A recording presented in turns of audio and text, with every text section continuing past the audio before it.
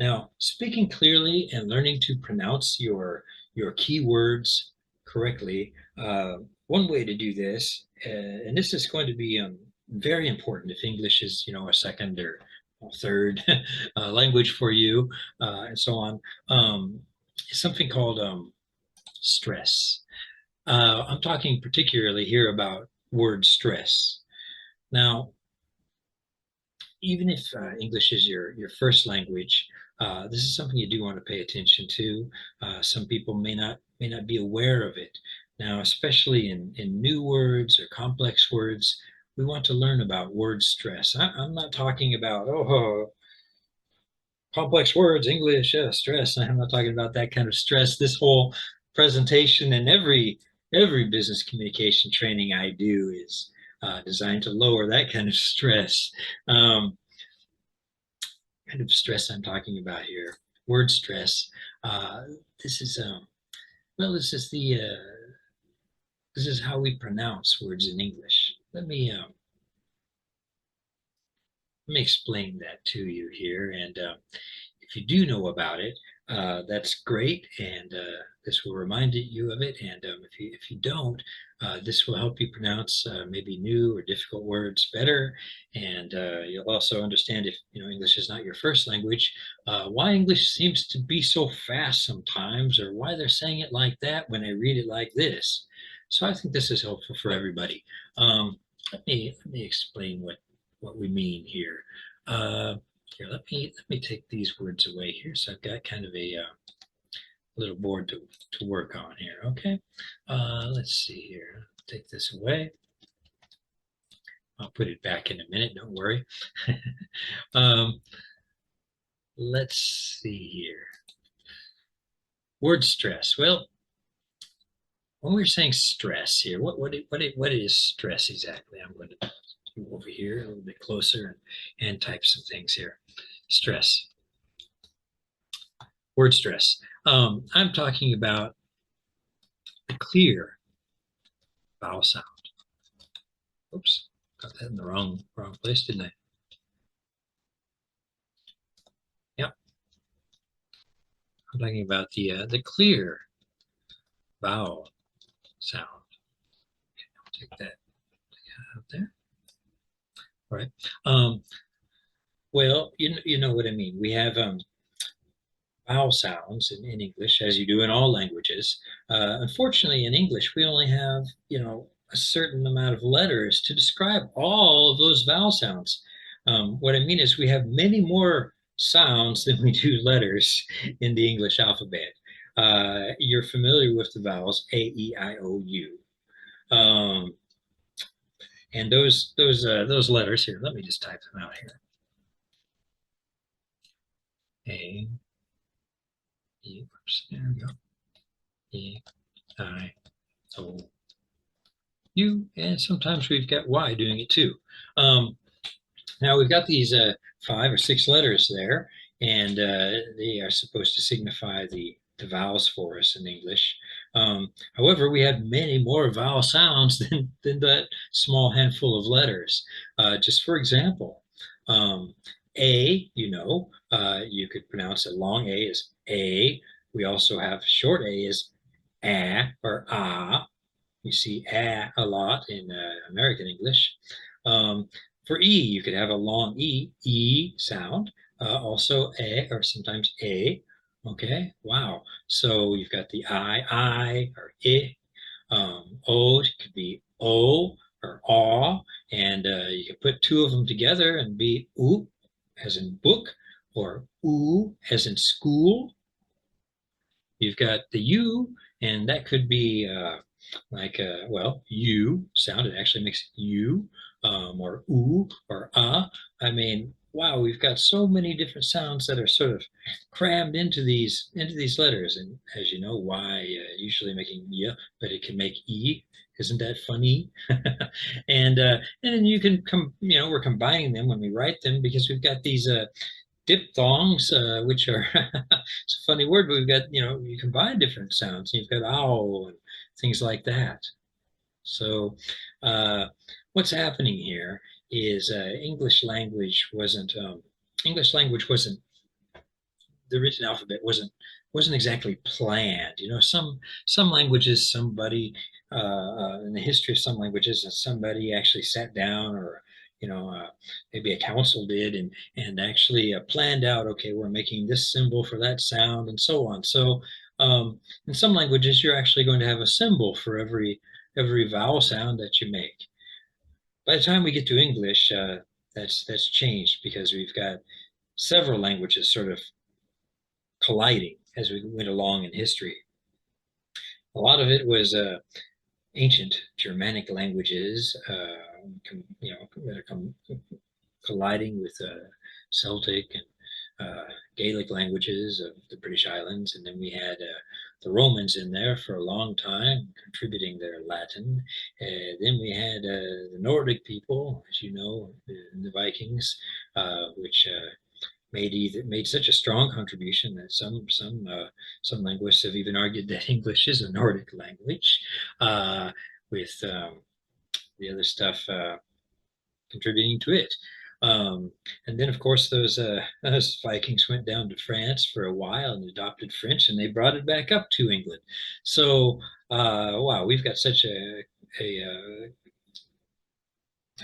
collision, or let's say a combination here of different systems.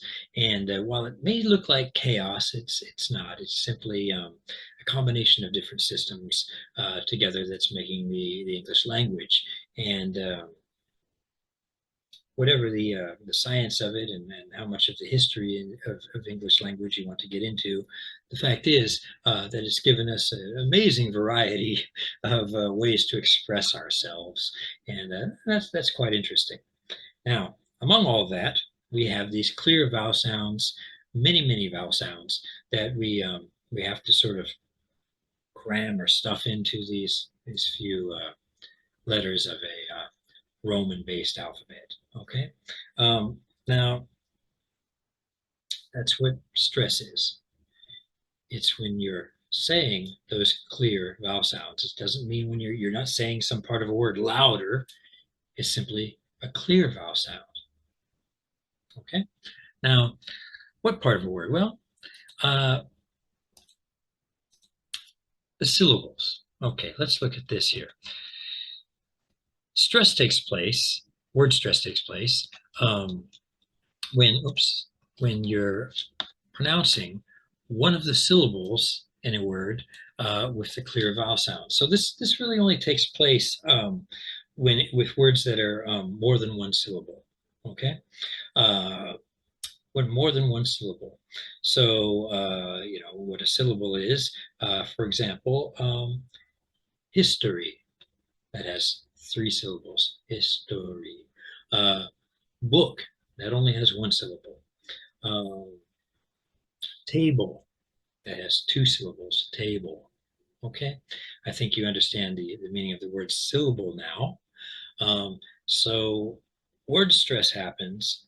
In English language, one of the syllables in a word is going to have a clear vowel sound, and the others are usually not. They're not. Um, we're going to look at some examples of that. Those other words, okay, I'm sorry, those other syllables, they're not going to use the same sounds anymore. They're not going to have the clear vowel sound. They're actually going to change, and they're going to change into another kind of sound that is the most common sound in the English language. Well, this sounds kind of strange. Well, what is that sound? That sound is the schwa sound. Have you heard this before? Okay, well, what is the schwa sound? This is the sound of the unstressed vowels. Okay, this is the sound of the syllables, the vowels and the syllables that are unstressed. These are not the clear vowel sounds. It may be the same letter, but it changes sound to the schwa sound. You might see this in a dictionary. It's kind of a symbol like this here, like a backward E. Okay, when you see that, then you know it's going to be the schwa sound there, and that sound is like this. Uh, uh, Yes, it's all over the place in English. Let me give you some examples right here. What we're talking about. Here's a word in English.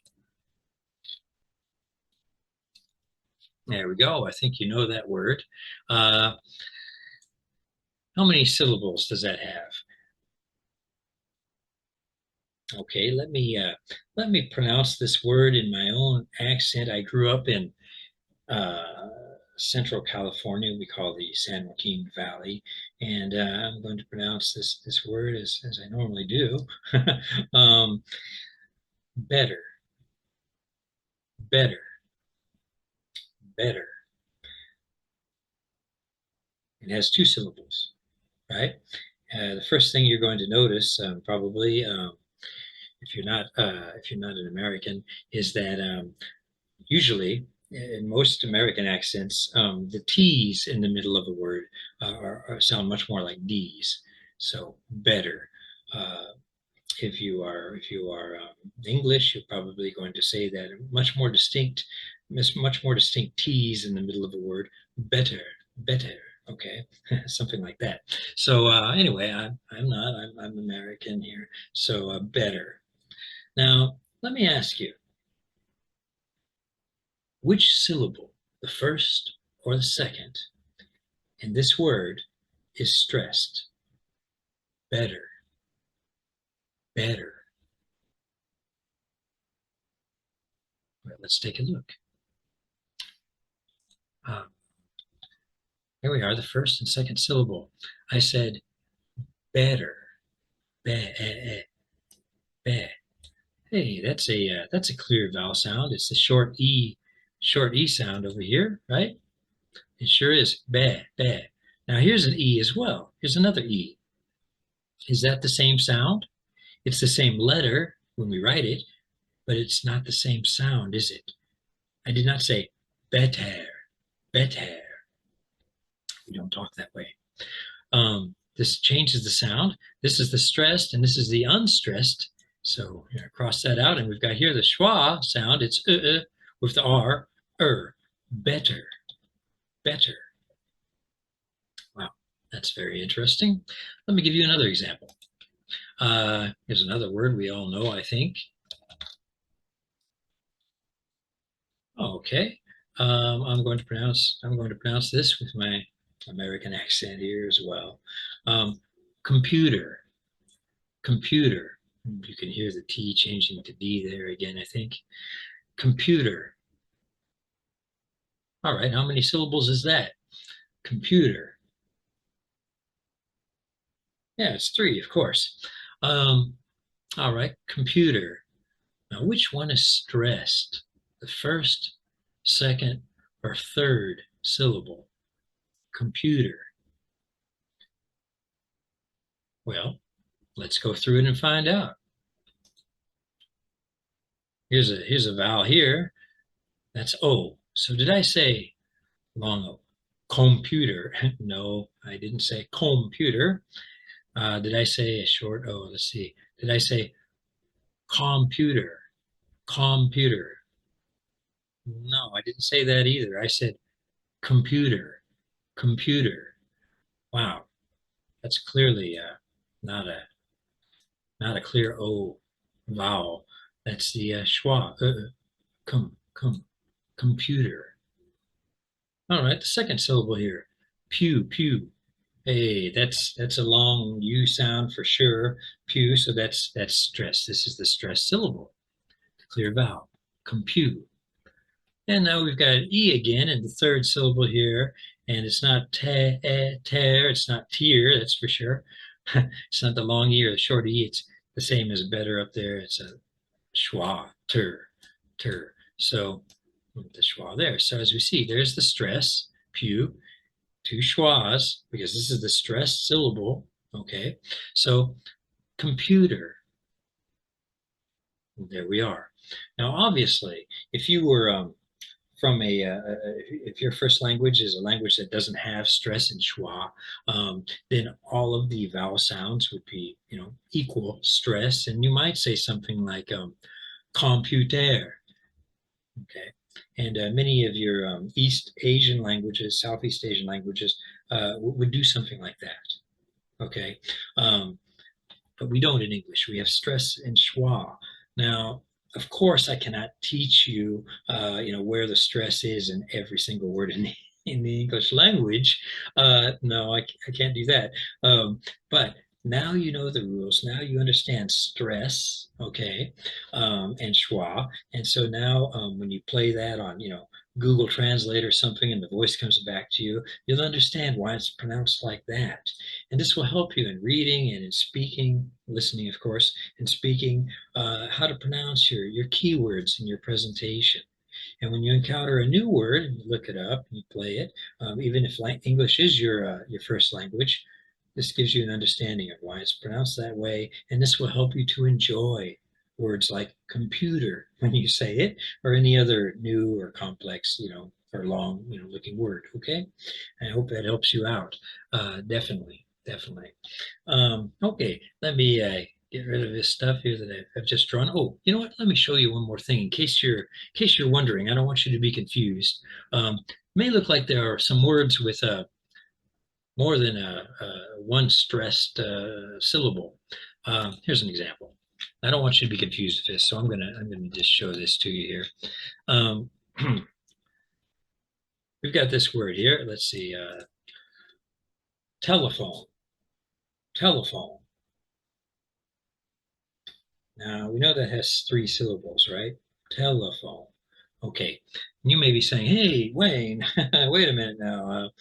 Sounds like there are two uh, clear vowel sounds in that word. Well, you're right, there are. And let me show you why.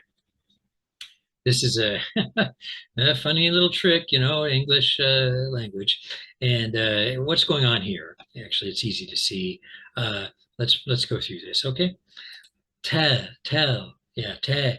Okay, well, this is the first syllable, and that's te. That's certainly a clear vowel sound. That's a short e. Te. Now, I did not say tele. No, I didn't say that. If you were maybe speaking another language like Spanish, which I used to be quite fluent in, you maybe you would say that. Tele. That would be a second syllable stress, but it's not in English. So it's right? Telephone, tele. So that's the schwa there. Now, this one would be schwa too. It would be telephone, telephone, but it's not. As we know, it's telephone. And the reason is because, this trick to English, you've got a silent E on the back, and that turns this vowel into the long vowel sound. And so it turns it into phone, O. So telephone. Now, I just showed this. I didn't want you to be confused when I was talking about, the stressed vowel sound. If we didn't have that E on the back, imagine we didn't have that there. Sure, then it would be telephone. Okay, telephone, and that would be like a word like elephant. Yeah, elephant, and that doesn't have an E on the back, and that's why we say it elephant. Um, Take that word, move the stress to the middle syllable, and it would be 11. Yeah, it would be like 11. All right. Okay. So there's a few little interesting facts for you there, and I hope this helps you out. Again, pronouncing your keywords, understanding long and complex words and why they're pronounced that way, helps you pronounce them. Okay.